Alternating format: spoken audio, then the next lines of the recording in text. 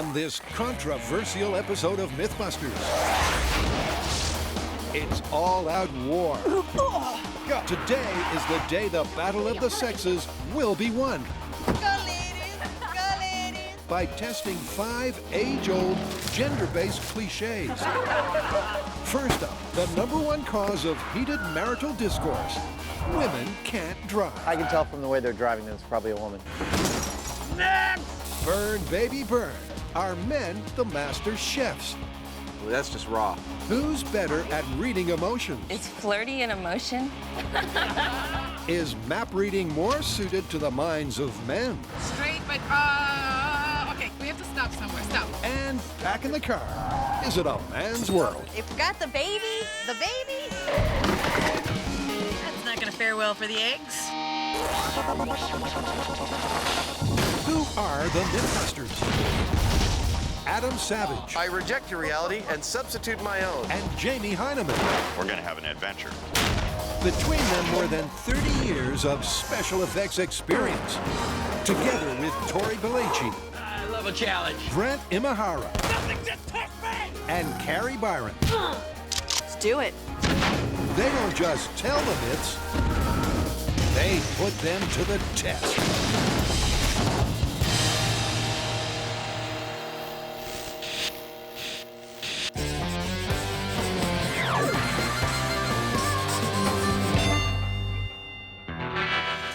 Okay, come on. Do we really have to do this? Yes. Why exactly? Because we're doing an entire episode on men versus women. A battle of the sexes. A battle we're winning. Hold on, you're already winning? Yeah, last season when we did men versus women for pain tolerance, we kicked your butts.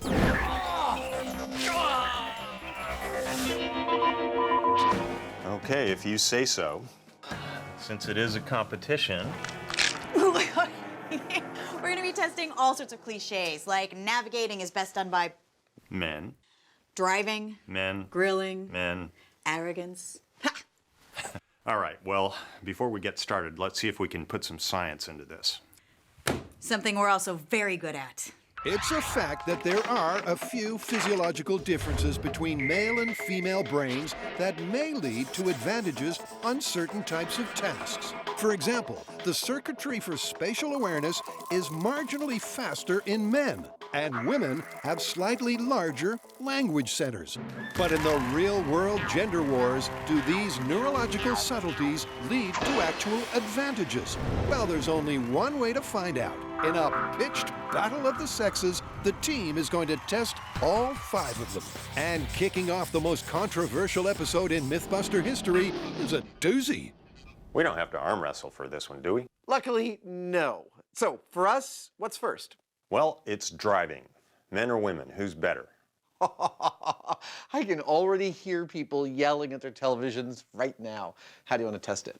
Well, I think it's pretty straightforward. We get 10 men, 10 women, a licensed driving instructor, and put them on an EVOC course and see who's better. All right, and to eliminate bias, we should make sure that the driving instructor does not know the gender of the person he's testing at any given moment. Sounds like a good idea. All right, let's bring on the controversy. It's a controversy as old as the automobile itself. Supposedly, women and driving just don't mix. But insurance data suggests that it's men who are the real road risks. How am I doing? A lot better than yesterday. So, which is the wheel deal? Well, we're back here at our favorite driving course, the EVOC at the Alameda County Sheriff's Department. Just waiting for Adam. There he is. Check out my new ride. Nice. Ready to get testing? Yeah. Let's do it. So what we're going to do here is put an equal number of both male and female drivers through a standard driving course and see if we can tell which sex is better at driving. It's very simple. Hey! The concept may be simple, but as Jamie learns with instructor Jack Sage, the course is anything but. This is a bird's eye view of the police training course our test subjects will be tested upon. And let me delineate for you the key components. We have accident avoidance. This one's tricky. K-turns. Close quarter turnarounds. There's no rush on this one. Parallel parking. Everybody's favorite exercise. Up to speed and a quick stop. then the forward slalom, and the kicker, the reverse slalom. Throughout the course, Jack will be scoring the drivers. They all start with 100 points, but every time they hit a cone, break the speed limit, hesitate, or fail to follow directions, they're gonna get penalized. And then they're done. And with that, it's time to meet the volunteers who'll be flying the flag for their entire gender. Hi, everybody. Hello. Thanks for coming to the Mythbusters driving school. And after getting a rundown of the rule book, You have 7 minutes to complete this test. The course speed limit is 25 miles per hour. they're in for a surprise. Most importantly, it is vital that your identity and your gender are invisible to our driving instructor. Now, in order to assist the invisibility of your gender, you'll each be wearing this heavy yellow fire suit. You'll also be wearing a balaclava that covers your head and some mirrored ski goggles. You'll be wearing gloves in case some of the ladies have painted fingernails. And finally, the gentlemen out there will be wearing a pair of fake breasts. Now, if you have a problem with doing this, remember that nobody will be able to recognize you in all of the other stuff that you're wearing, so your identity will remain completely a secret. Is everybody ready? Yes. Okay, great. It may seem odd that we're making people wear balaclavas and the men wear these things, but this is why we're doing it. In theory, Inspector Jack could be affected by people's gender and mark them differently. So by making them look all the same and not letting them talk, we're removing any chance of bias. Plus, it's funny. But before contestant number 1 drives away, Adam adds one more ingredient. Don't forget to buckle up. There's a metric we're interested in getting during these driving tests. And most people, if you ask them, would tell you that they think men break the speed limit more than women. They drive faster. Are men going to break the speed limit on our course when we've told them all clearly that the speed limit's 25 miles an hour? This little black box is going to tell us. Inside it is a piece of proprietary hardware. If anybody breaks the speed limit of 25 miles an hour during their test, we're going to know about it. With the black box in place and some convenient rain to make things that little bit harder, cue volunteer number 1. 3, 2, 1, go. We're gonna go to the green light. First up is accident avoidance. That seemed to go fairly smoothly. Then it's on to the close quarter turns, where a nudged cone breaks Adam's self-restraint. Now, our driving instructor, Jack, has no idea of the gender of this driver, but I can tell from the way they're driving that it's probably a woman. I'm totally kidding. I have no idea. It is a woman. Okay, I'm really sorry, because I didn't know it was a woman when I said that. I was just making a terrible joke. She seems to be doing just fine. Actually, she's doing better than fine, because she sails through the rest of the course. This might be the hardest part of the test. The reverse slalom. Without any more mistakes. And while she did break the speed limit, hitting 27 miles an hour, she comes away with a score of 88. And finish. Volunteer number 2 is a man. 3, 2, 1, go. Not that you'd know it. I think my disguise is working because that was a guy, and I really couldn't tell. And like his female counterpart, he breezes through the course. Looks like a good parallel park.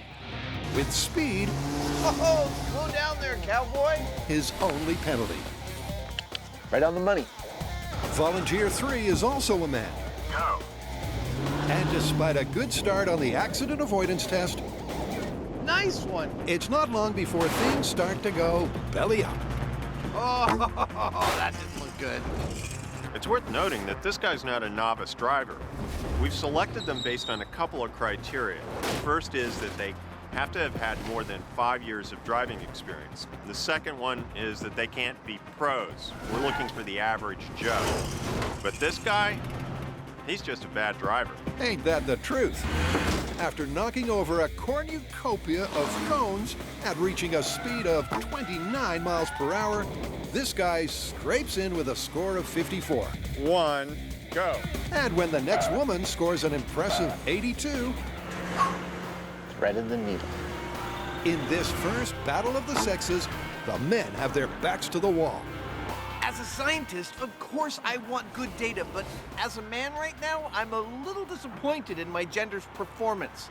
but there's still a lot more testing to go.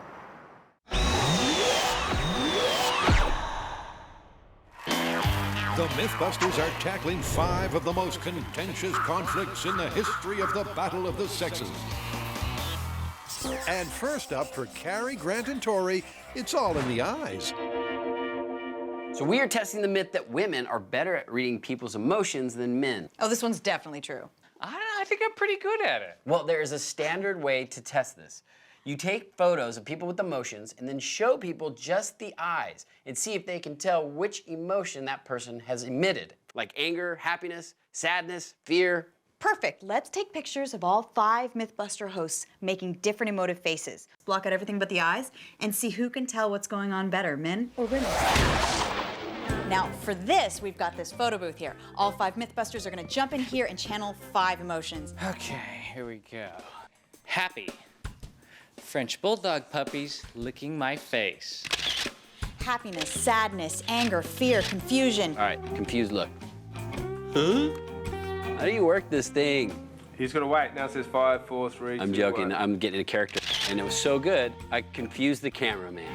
Now we're going to take those pictures and cut off just the eyes. Put those in front of men and women and see if they can figure out what emotion that we're trying to channel. Unfortunately, there's an issue with one of the hosts. Apparently, I'm supposed to express a bunch of emotions. Happy. Unfortunately, what you see is what you get. Sad.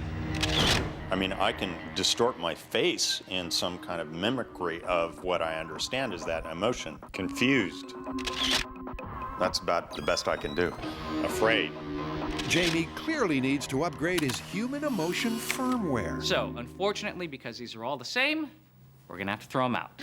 So the team has the 5 emotional photos of the 4 human hosts. What next? We'll bring in our volunteers one by one, project the pictures on our screen, and see who's better at reading emotions, men or women. Cue the first male test subject. And after Grant explains the setup, it's down to business. Okay, here's the first slide. Looks like he's kind of anxious. John answered anxious. Correct answer here? Oh, whoops. Not a great start, but he does get a few correct. Fear. Fear. And ends up with a reasonable score. Out of a total possible 17 emotions, you got 11. That's pretty good. We won't know how good until we have a comparison. Cue the first female. Happy? Correct. And from the get-go, it's clear her answers are faster, Scared? more instinctive, Confused? and more assured. Angry? Yeah. Sad? Wow. Oh my God. Go ladies. Go ladies. However, she does get 4 answers incorrect. So it's not a complete wash for the guys. 13 points. 13. That's really, really good. What we do know is we started strong, and the next few subjects record lower scores. You have a score of 8 points. It's clearly a tough test. 6, I got 5. But as the data is gathered, You got a score of 10 points. Well done. one trend continues. The response time for the women is markedly quicker. Happy. Correct. Happy. Confused. Wow, she's quick. She's quick to judge. The women have been very quick to look at the picture and come up with an answer right away, whereas the men, in general, have had a longer pause between answering. Anger. Yes! Very good. Nice work. The other recurring theme is the misreading of 2 specific slides. So this is Carrie's angry look. Now, this slide in particular is one that almost every volunteer has gotten wrong. Happy. Actually, it's anger. They look like bedroom eyes. They guess one of 2 things, either happy or sexy. Sexy. What? Really? The other slide being misread is Grant's angry eyes, Oh, it looks like a come hither look. which seems to have some sort of strange effect on the female subjects. Well, I was gonna say sexy, but I don't think that's what you want. I don't know. Is flirty an emotion? What? Is blushing an emotion? I don't know. Mixed signals aside, Sad. as the final few test subjects deliver their emotional verdicts, the main pattern emerging is that not only are the women faster, They're also more accurate. You got a 13. I'm very impressed. While the team completes the sample, let's see how you guys and girls do at home. You'll have a few seconds to name that emotion. Ready? Here goes. Did you get anger? Next is Carrie. A happy, smiling Carrie. Who's winning at home, the men or women? Grant was also happy. And Tori, what's Tori saying with his eyes? Sad is the correct answer. And last, yeah, okay, we cheated. No one can read the Hyneman. But what about the scientific theory behind why the results are favoring the women? It turns out women do, in fact, have proportionally larger language and emotional memory centers. And so, on average, they can read emotional body language faster and more accurately. All right, Carrie, this is it. The end of our final experiment. What are the results? Okay, so taking the average of the men, we come up with a score of 9.6. All right, pretty good score for the men. And the average for the women is 10.6. Wow, so it looks like this is confirmed. Women are better at reading emotions than men. Now, I feel like I've always known that, but I thought these scores would be a lot further apart. Yeah, not a landslide, but still confirmed. Confirmed. That's cool.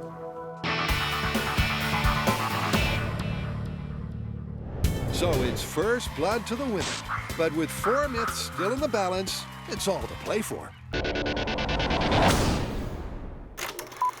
Is it really true that men make for better drivers than women? Look out for the truck! What truck? Behind the bus! What bus? Well, not if the second secret mail was anything to go by. Oh, that didn't look good. But 6 tests later, Go. Go. Go. and it's all changed because 3 women have struggled while 3 men have passed with flying colors. Meaning the average scores are now 80 for the guys and 70 for the gals. And we're finished. So far, we are halfway through our test subjects, and I've got to admit, the numbers looking like the men are winning in this contest, and not by a thin margin either. We still have a bunch of test subjects to go, so the final answer is still yet to come. So far, our testing's showing that men are slightly better than women, but what about other studies? There's actually been surprisingly few studies directly comparing the driving ability to men and women, but we do have some interesting data to look at, and that is insurance claims. What do they reveal? Well, they reveal that men do tend to get in more serious accidents, but in pure accident numbers, men and women get into the same number of accidents. Well, do you think more men die because they're driving faster? That could be. That's exactly why we've added speed as one of the metrics we're looking at in this test. Starting in 3, 2, 1, go. Yeah, there's a lever down there for the parking brake right below the dash. Just kind of pull it. There you go. Not a good sign when you leave the parking brake on. The rest of the afternoon speeds by in a blur of swerves, squeals. Just from the sound of the acceleration there, I'm going to go out on a limb and say that's a dude. Twists and turns. Last contestant was a little vigorous. And what's surprising is the speed data. Now we're on our last contestant. Before we crunch all the numbers, we have in fact teased out an interesting fact. You may or may not ascribe to the belief that men break the speed limit more than women. And that's why we actually set a speed limit of 25 miles an hour on this course, to try and ferret out whether or not that was true. What we found is that 7 out of 9 of our male drivers have gone over 25 miles an hour. But 9 out of 10 of our female drivers have done the same. Thus, even if this guy behind me goes over 25 miles an hour, the idea that men break the speed limit more than women is busted. It's a confounding result that's made more surprising when guy 10 stays under the limit. And they're finished. But what about the overall score results? Well, after some quick number crunching, the data is in. All right, dude, I'm dying to know. What is the final tally that our numbers give us? Are men better drivers than women? Well, for a while there, the men had a really strong lead, but by the end of the test, the women started to catch up. They still didn't make it though, and the men won fair and square by about 8%. I did not expect to get such a clear result. Wow. Well, shall we head back home and start answering the angry emails now? What are you gonna do?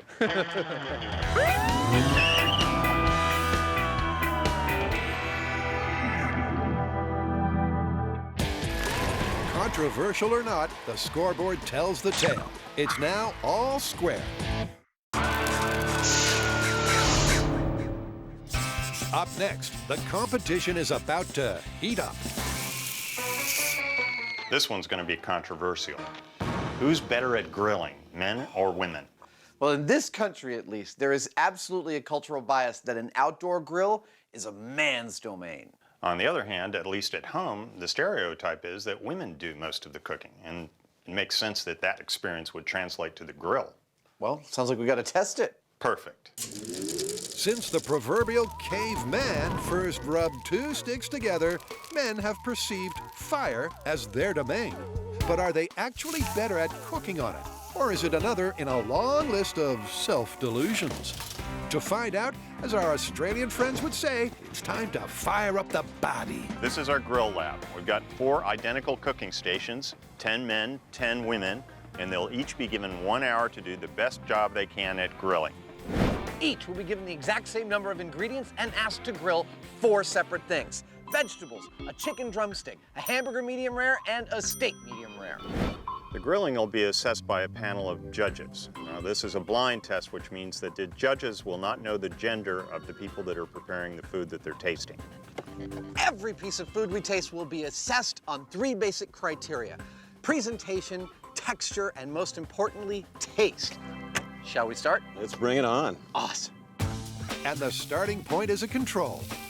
Give it a nice little color finish. Barbecue Hall of Famer and guest judge Rick Gilbert prepares the 4-item menu in order to give Adam and Jamie a perfect benchmark in presentation, texture, and taste. One thing people commonly do with burgers is they will take them, flip them over, and give them that little Oh, squish. yeah.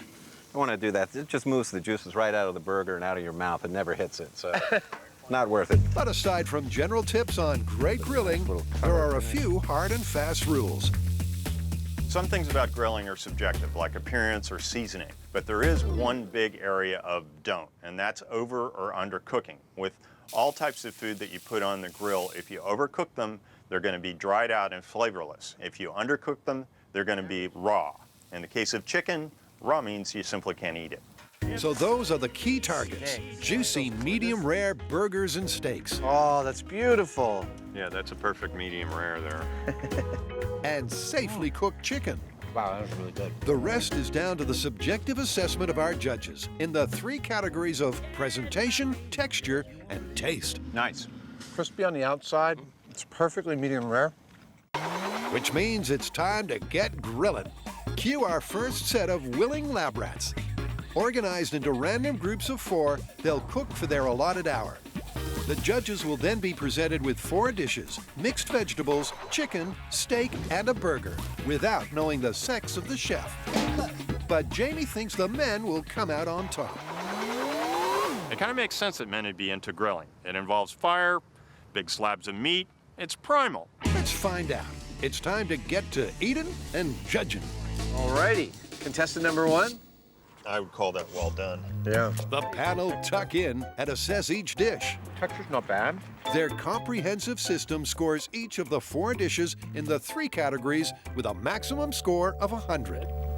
I'd say that's a good steak. That's large and in charge. Absolutely. And our first male test subject racks up a solid 51.3. A mark our first female chef fails to match. That's like the burger I used to fear that my mom would make. A little bit dry? It's a little bit dry. However, the advantage doesn't last because the next guy severely compromises his score by failing one of the 4 dishes completely. Oh, dudes, I think we might have our first 0 in a meat category. Yeah. That's rare. I'm gonna pass. This here is 4 burgers, each of them burnt crispy on the outside and totally red raw on the inside. We can't even eat these. It's an automatic 0. Sorry. I'd eat it. Next! with the next female chef serving up the perfect burger. Look at that. It's a perfect color, a little juice in there. She nails an impressive and so far top scoring 62.4. And it's game on. Next! As Adam, Jamie, and Rick chow down and churn out the scores, several things become clear. That is a darn tasty burger. Somebody put some time and love into that burger. First, the quality of the dishes delivered to the judging table varies hugely. This is a terrible thing to do to a steak. Look at that. That is just raw on the inside there. Second, our test subjects freely acknowledge the basis for the myth. Men do seem to grill more often. Certainly for me, my friends and my family, the men do more outdoor cooking than the women do. Yeah, I grill a lot, but I would say that my boyfriend grills better than me. He cooks it more often, and he gets the meat done more precise than I do. Third, as the final meals are tasted and judged, Dude, that's not even questionable. That's just raw. that additional grill experience the men have is not reflected in the scores. This person doesn't seem to have cooked before. Burger for burger, This is like a hamburger cooked by a vegetarian right here. steak for steak, That is an example of what a good steak is. the women are matching the men. That was delicious. You want to try some? Oh, you can't. We're on TV. Sorry. Rick, thanks so much for your help. Pleasure. Thank you very much. And with that, the last score is tallied and totaled, and it's results time. Pretty tasty. Some of it was, some of it I might not feed to my dog. Oh, what do you think of the numbers? Well, the best score was had by men, but then so was the lowest score. Right, women came in with an average score of 42, men with an average of 46. That is mighty close. It's close enough to mean that there wasn't a statistical difference. Which means, of course, that the myth that men are definitely better than women at grilling is totally busted. Based on this test, it's busted. Yep.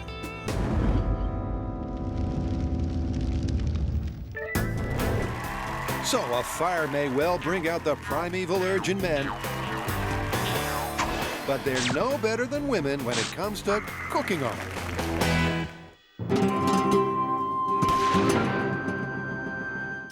Next up for Carrie, Grant, and Tori is the fight of the navigators. Okay, next myth. Men are better at navigating than women. What? I'm a great navigator. All right, well, apparently there's enough controversy that we need to test this myth. What if we set up a scenario as if we are chauffeurs? We give a group of men and a group of women a map, and they have to take us from point A to point B. And we score them on who takes the shortest path, but penalize them for lengthy stops, wrong turns, or give panicky directions. Ooh, I like it. To find out if men make for better map readers, the guys hit the road in style. I'm pretty sure I have no idea where we're at. Before cruising down to the coast, the start point for their map mayhem. Nice location, huh? Yep. The ideal starting point. We're about to start our experiment to find out if the myth is true that men are better navigators than women. So this is the plan. We have 20 volunteers, 10 men, 10 women. We are arming them only with a map with our beginning and end points marked out. Here's your map. Here's your map. Now, they are going to be in the passenger seat and Grant's going to be driving. Okay, approaching Francisco Boulevard, making a right turn. They're going to have to navigate us from start to finish completely with the map. No smartphones, no GPS, and Tori and I will be in the back seat with a scorecard. Now, we're going to penalize them for panicky directions, unnecessary turns. Okay, executed the U-turn. Stopping for no reason. And we're also going to penalize them for every half mile over the minimum distance it takes to get from point A to point B. That's been calculated about 8 miles, so this should be sort of a tricky test. I'm looking forward to seeing the results. Indeed. And in addition to our volunteers being completely unfamiliar with the area, the test is going to be a tough one, as the chosen point B is decidedly difficult to find. Now, most of the time, when you go on a road trip with your buddies, you're going somewhere fun, but not on Mythbusters. Here, we go to the water treatment plant. Now, we're nostalgic, yes, because we dropped Buster here. But more importantly, it's hard to find on a map.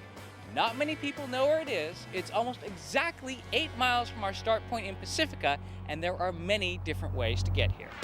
Remember, the challenge is to get from A to B via the most direct route. But with dozens of other potential plots and a dastardly one-way system to boot, there's a lot that could go wrong. So with driver and scorers sitting pretty, let the battle commence. And first up is Angelina. This is where we are. Oh my God, okay. This is where we're going. Oh wow. Oh my God. Like all contestants, she's allowed to study the map for 5 minutes Okay. The water's there. before the test begins. I think we should just make a left somewhere. All right. First possible left. Let's go. Okay. And like all contestants, she starts with a score of 100 that'll be reduced for every mistake. Is this a harder map than usual, or this is a normal map? Wait, why didn't you get on the freeway? And it's not long before those mistakes, as the myth would suggest, start to mount up. Straight. Okay, we're flying. Straight, but okay, keep going. Stay in this line. Stay in this lane. Oh, it should be 280 to 380. Is there a 280 to 380? With last-minute directions and a general sense of hopelessness, Well, this is one way to get to point B. Angelina does the only sensible thing. We have to stop somewhere. Stop. Stopping. Stopping. She pulls over to try to get her bearings. Roger there. And 10 minutes later, she thinks she's found them. Northfield Road. Was that Northfield Road? Oh, we're right here. Oh my God. Oh, no, it's before North. We have to go back. We have to go back. Okay, executing a U-turn. After the stop and the U-turn, her score has already dropped to 75. I'm rooting for you. I can do it. I know it because I'm so close. But it drops further on stop 2. So this is the part. Okay, stop. Stopping. I don't know. And further again on U-turn 2. And by stop 3, Stop. Okay. Stop. it's fair to say that this isn't going well. She seems a little stressed out right now. But after another 5-minute pause, Angelina finally gets back on track. Oh my God, this is not looking good for the women. And while she tries to up her score by using her feminine charms, So you've been driving for a while? Yes. Because you look very young, you know. Oh, I like this one. it's clear that data point 1 is great news for men. Okay, Angelina, we made it! You did it in 11.8 miles. So after deductions for stopping to read the map 3 times, 3 unnecessary turns, and 1 panicky direction, minus 5 points for every half mile over the minimum, Okay. you got a total score of 25. But wait, did he drive well while I was doing? Because you. Oh, so you're gonna blame him? 25 out of a possible 100 is not the start the ladies wanted. Can man number 1 do any better? All right, get in. Here's your map. Well, in a word, no. Because Chris Say we go straight. somehow contrives to map read less well than Angelina. Not only does he stop once and U-turn twice, but he also gets told to back off by a security guard. So you can't stop here. Okay. Do you know where the sewage treatment plant is? No, I'm sorry. Please move along. In that case, I think we can probably bust a U-turn. Okay, very good. But what's really killing Chris's score is his mileage. I think we're lost, Carrie. I think you're right. I've never been here before. We may never get home. Ever. Because by the time he finally crosses the finish line, Congratulations, Chris, you made it! he's traveled a staggering 13.9 miles, 75% further than the shortest route. So Chris just finished up, and he came away with a whopping 20 points. 20 points! I think he was more concerned about his hair than he was getting to the final destination. It's a dismal start for either sex, but with 18 volunteers still to go, the result is a long way off.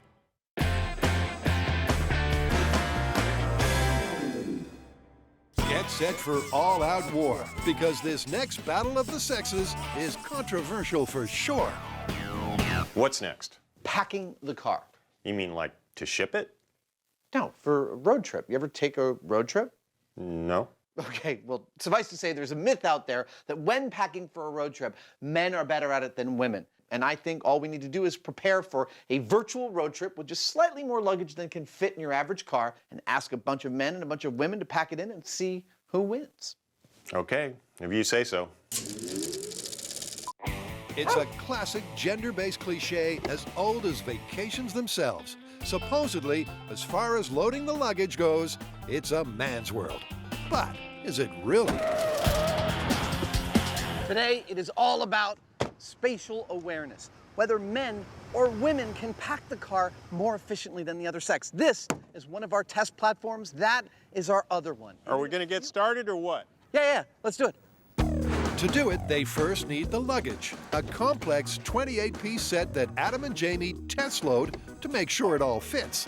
Got a delicate picture here. As well as the bulky items, the packers will have to secure several fragile items, like eggs, a cake, and cream pie, as well as ensuring the comfort of the doll, playing the part of a real baby and 3 adults. And then we'll drive through a predetermined course and see whether there are any problems like packages sliding around or things breaking.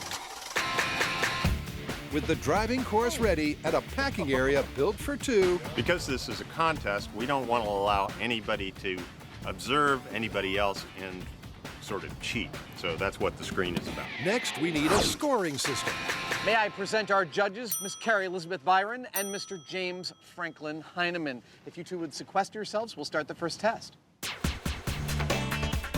Jamie and I are the judges. We will be scoring out of 100 points. There will be deductions for the quality of our pack, depending on the packing of the car, the volume of the items in there, the neatness and efficiency of the pack, comfort of the passengers. Adam will do a quick driving test to see how things shift around. And finally, there's some delicate items in the pack. Eggs, pies. Will these things be crushed?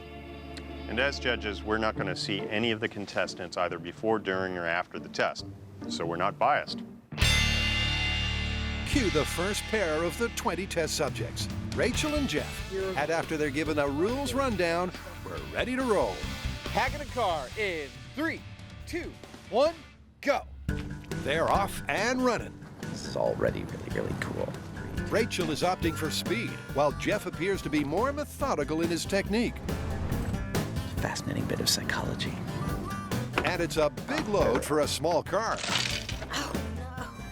Will either method pay dividends? Guys have just about 3 minutes left. Well, Rachel certainly finishes well inside the allotted 15 minutes. Done. As does Jeff, and they both manage to squeeze in every item. That was very, very exciting. But let's see what the judges have to say. First up, Rachel's red car attempt, and it's not looking great. This person actually fit everything in there, but it's hard to imagine doing a cruder or sloppier job of doing that. Despite being her family's designated packer, even before the drive test, it's clear Rachel's handling of the delicate items, like the baby, was a bit of a disaster. You gotta be kidding. I can't hardly tell which end of the kit is up. Comfort test. And finally, Carrie carries out the comfort test. Okay, that's not very cool. No elbow room, knees hitting here. Luckily, I'm small. The judges are clearly not impressed, and her score so far is mediocre at best. Oh, going on a road trip. Let's see how the luggage and passengers survive the drive, both in terms of comfort and breakages. Adam puts the car and its precariously packed load through its paces. Well, I think that went rather better than I imagined it might. And after the Mythbuster family arrives at their vacation destination, surprisingly, the eggs are all intact. The eggs and cake are intact. However, the baby didn't make it. Can you believe that you have to specify that that's a delicate item? Rachel did not get the women off to a good start. Jeff, on the other hand, has done the men proud. Well, they got the pictures in where they wouldn't get damaged. He scored well on time, efficiency, and comfort. And after the drive test, all of the fragile items survived. Let's see how the cakes did. Ooh, not bad, not bad. The boys are clearly one-up. And so far, the Myth's destination appears to be Confirmedville. In map-reading mayhem, the first female navigator lost her marbles as well as her bearings. Stop. We actually had to stop on the side of the road 3 times. She had no idea where we were going. We were totally lost. It was so much fun. But the first male did even worse. I mean, he was taking us through neighborhoods. We were driving down side streets. I actually pulled the map out to see where he was going. I have no idea where we're at. Turns out when we were done, he went way over the 8-mile limit that we were allowed. So after round one, it seems that the two sexes are equal. But back at the start line, what does the science say? Men have bigger brain and bigger frontal lobe, which is responsible for decision-making, spatial navigation, and problem-solving. But really, it's anyone's game. It's going to be really interesting to find out who's a better map reader, men or women. So cue contestant number 3, Jen. Hi, are you Jen? Yes. You ready to navigate for science? Yes. Get in. Here's your map. Jen studies the map. Grant resets the odometer, and then they all hit the road. Okay, Jen, what's my first direction? I'll make a left. This time, there's a major difference. Not only does she give clear instructions, Left on 2. I believe it's gate B. but she also gets all the way to the finish line without a single stop or wrong turn. Congratulations, Jen. You made it to the water quality control plant. However, Jen doesn't get a perfect score because her choice of route was not the shortest. You did decide to go the long route. We went 11 miles. That's 3 miles over the allotted 8-mile limit. So you lose 30 points. Yay. Contestant number 4 is Jeff. Hey there. Welcome. And like Jen, he sails through the test with no slip-ups. Crossing White Field. However, unlike Jen, he also completes the course in the minimum 8 miles. Jeff, you got us to our location with no mistakes. You didn't panic, and you got us here in 8 miles, which was the allotted distance. You got a perfect score. Not to be outdone, Sherry steps up for the women. Jump in. I'm not ready, but I'm jumping in. And she too nails a perfect 100. And we are here. Sherry, we made it. Okay, that's 7.9 miles. Wow. Sherry, that's great. very well done. Thank you. You seem calm and collected the entire trip. And you got a perfect score! So far, the myth is not playing out as expected. It's neck and neck with 15 navigators still to come. Everyone, keep your hands and arms inside the vehicle at all times. Here's your map. And those 15 follow a similar pattern. Some people get horribly lost. Oh, wait, hold on. Others never deviate. So at least we're not on the freeway. Some travel great distances. Oh my God, look at this view. Well, it looks like she decided to take us on the scenic route. Others keep it to the 8-mile minimum. Okay, Julie, you made it to the water quality control plant in 8.3 miles. And while they nearly all blame their deficiencies on modern technology, The map part of the test was pretty difficult considering I don't use maps anymore. I use my phone for GPS. at the end of a tiring afternoon, I don't want to say you look really tired. That's okay. I am really tired. the results of all 20 volunteers are in. So, cue the drum roll. So the results for this myth are that women got a 77-point average and men only got a 74-point average. That means that men are not better map readers than women. We're equals. Yep, with such a small sample size, the 3-point difference is too close to call, meaning men and women are effectively equal. Moreover, the way people lost points through mistake or distance penalties was also equal across the sexes. Well, most importantly, this myth is busted. Men are not better map readers than women. Busted. Nice work. All right, get out of here. Chauffeur, home. That's another busted stereotype and another example of gender equality. The result is down to the final test. Is loading up the luggage really best left to the boys? Well, with one pair of test subjects down, You gotta be kidding. it's men on top. The first guy easily outscored our first gal. I'm loving this test. But one data point a sample does not make. Back in the car in 3, 2, 1, go! So the second pair of Packers get busy, and Adam struggles with the basics of reality. Watching people solve these problems is just fascinating. I keep on thinking, why are they doing it that way? And then I realize, they're not me. No. And once again, the female test subject seems to be playing to type. Stop packing. Judge Jamie is unimpressed. And that's why the rest of their car was neat, because they simply didn't put it all in. And by the end of the drive, they had even less than they started with. Where's the skateboard? Oh. There it is. But if girl number 2 was bad, the guy was even worse. Really? They forgot the baby? The baby? Not a great start, and his score plummets during the drive test. Bye, doggy. Loose items prove to be dangerous, and the fragile items prove to be fragile. Ooh. And we're stopped. That's not gonna fare well for the eggs. Broken eggs. Do I count as a delicate item? I'm not okay. Those series of infractions mean a very low score, and the cumulative average is now neck and neck. Go! And so the rest of the day passes.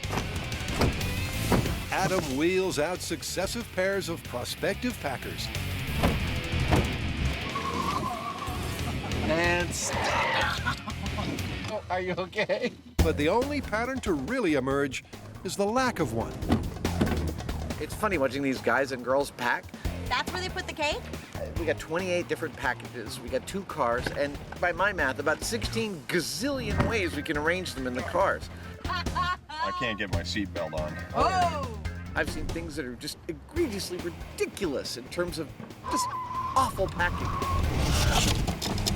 And I've seen some lovely, elegant solutions. The full gamut. It's taken several test subjects, but finally someone has deflated the beach ball in order to get more space. Awesome. While it's true the quality of the individual male and female performances seesaws back and forth. Hold on. Are you okay? Oh, man. I just whacked myself in the ear with that fishing pole. Sorry for laughing, but that's funny. As we approach the last few pairs, Stopping. there is one pattern finally emerging. We're home. The men have their noses in front. The idea that men have better spatial awareness than women might be an over-repeated trope. It has been shown that our brains are wired slightly differently, and men do parse spatial awareness solutions slightly faster than women do. However, that doesn't mean we actually come to the correct solution any more than women do. But time is a factor in our test, and right now, looks like the men are winning, but only just. I think that's it. Jamie's gonna love this. Number boy. What did they say? The numbers are actually quite interesting. Out of a perfect score, the men scored in the 51st percentile. They averaged 51%. The women scored 45%, 6% less than the men. Is that significant? If it's at all significant, I'd say it's just by a hair. I think we can call this one that the men are better at packing, but literally by a nose.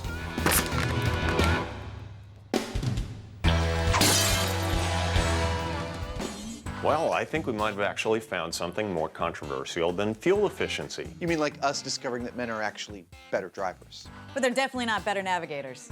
Well, there weren't actually any clear winners to the contest, though. But there were some distinct differences, and we are far from done testing here. There are an endless amount of cliches and stereotypes that we could get into. Absolutely. So if you've got some gender difference myths you'd like us to test, send them on in.